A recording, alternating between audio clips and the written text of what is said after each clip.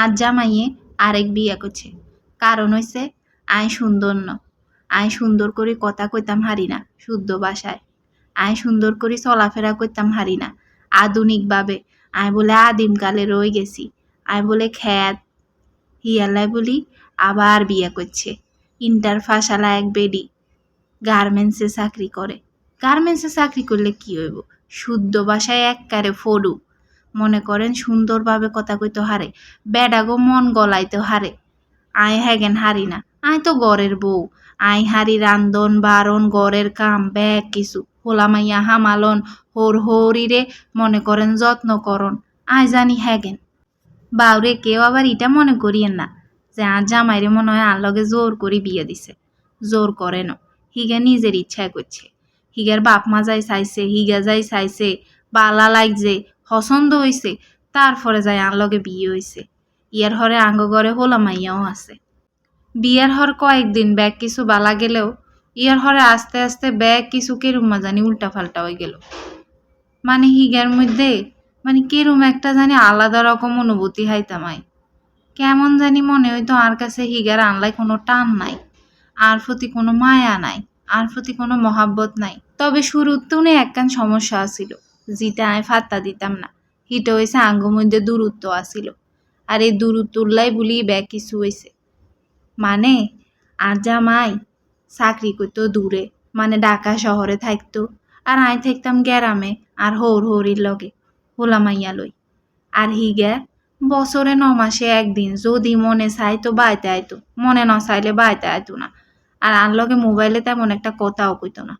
আর I যেহেতু আসিলাম গাদা ডামিস, হিয়ালাই বলে আইও এত একটা কল দিয়ে কথা কইতাম না। কারণ হিগারে কল দিলে হিগা চিল্লাচিল্লি করতো, রাগারাগি করতো। তার কল দিতাম না, কথাও কইতাম না। মনের দুঃখে মনের কষ্টে ঘরের কাম কাজ লই থাকতাম, হোলামাইয়া লই থাকতাম। আজ জামাই আর লগে কথা না কইলেও মার লগে কিন্তু ঠিকই প্রতিদিন কল দি কথা কইতো। প্রতিদিন কল ন দিলেও 3 দিন 4 দিন হরে হইলেও কল দিত, কিন্তু আর কাছে কল দিত না, একদিনও দিত না। আর আরে আজ পর্যন্ত অবজ্ঞা মোবাইলও কিনি দেন। আর শাশুড়ির হুরান বাটন মোবাইল একখান আসিল, হিয়ানে আরে ঠিক করে দিছে। হিয়ান 2 দিন হর হর বন্ধ হয়ে যেত, আবার 2 দিন হর হর চালু হইতো। তো হিটা দিয়েই কোনো রকমে মনে করেন চালাইতাম।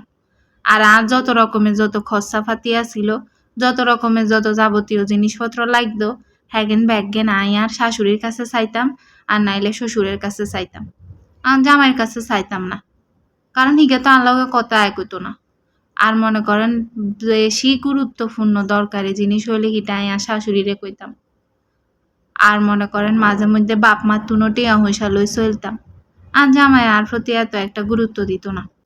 গড়ে যে আয় সুখে থাকতাম হিটাও কিন্তু ন। আর শাশুড়ি আরে বোঝ জ্বালাইতো। কারণ হইছে আর জামাই তো আরে দাম দেয় না। আর জামাইল্লা বলি আর শাশুড়ি সাহস হাইতো। আর শাশুড়িও আরে বহুত কথা শুনাইতো, উঠতে বইতে খানা দানা বহুত কিছু লই বহুত খোড়া দিত। মানে আয় ঘরে আসিলাম একখান কামের বেরি, টাইম টু টাইম হেতগো খানা দানা দিতাম, হেতগো ঘরের কাম করতাম। আর আর কোনো মানে রেস্ট নাই, আর অসুখ নাই, আর বিসুখ নাই, আর কোনো শান্তি আসিল না। হোলামাইয়া গুনলই কোনো রকম হই আসিলাম। ইয়ার মধ্যে একদিন খবর আইয়ে আর জামাইয়ে বলে বিয়ে করছে। তো সেদিন আরো বহুত কষ্ট হয়েছি। মনে চাইছে একবারে মাডিয়ান হাক করি মাটির ভিতরে হান্দাই যাই। সেই সময় আর মনে চায় না ওই পৃথিবীতে বাঁচি থাকতাম। কিন্তু কিরমু হোলামাইয়া গুনের মুখের দিকে রেনি কষ্ট আন সহ্য করি লইছি। বাপ মারেও হুনাই নয় গেন, কারণ বাপ মা তো হুনলে রাগ করি আই লই যাইব।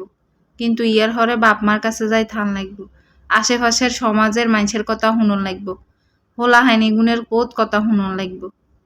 তো হে চিন্তা করি আর বাপ মারে কিছু শুনাই না না আয় কিন্তু কনমই যাই ন, যাইতামও ন, ইয়ানেই থাকমো। কারণ আয় যদি এতুন বার হয়ে যায় এই সমাজের মানুষে আরে বাঁচতে দিত না।